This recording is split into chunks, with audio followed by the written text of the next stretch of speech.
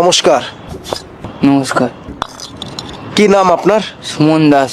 কতদিন হলো রাস্তায় আছেন? এই রাস্তায় আছি, এই বাবুর বাড়িতে আমার মাকে কাজে পাঠিয়ে আমার হাল এরম হয়ে গেছে।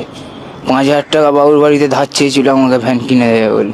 আমার মাকে 3 লাখ টাকার লোভ দেখিয়ে নিয়ে গেল, নিয়ে গিয়ে তাকে ওই গঙ্গার মধ্যে চুবিয়ে রেখেছিল।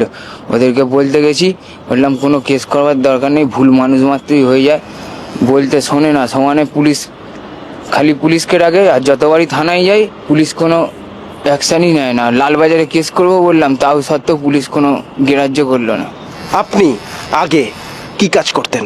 আমি ওই আইটি সেক্টরে কাজ করতাম, বলতে ওই এনজিওর কুত্তাকে ইঞ্জেকশন দিতাম। তা একজনের ওয়াইফ আছে আর একজনের বয়ফ্রেন্ড আছে, তারা এনজিওর মধ্যে একে অপরকে কিস করছে। তা কি করে হয়? পড়াশোনা কত দূর?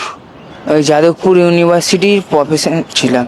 হ্যাঁ, যাদবপুর ইউনিভার্সিটির প্রফেসর ছিলাম। বয়স কত আপনার? 28-29। সত্যি একটা কথা বল, কি নেশা করিস?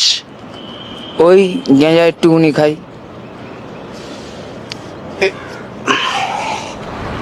হেলিকপ্টার প্লেন সব চালাতে পারি, কোনো কাজ হবে? হেলিকপ্টার প্লেন সব চালাতে পারি, কোনো ছোটো মোটো কাজ হবে?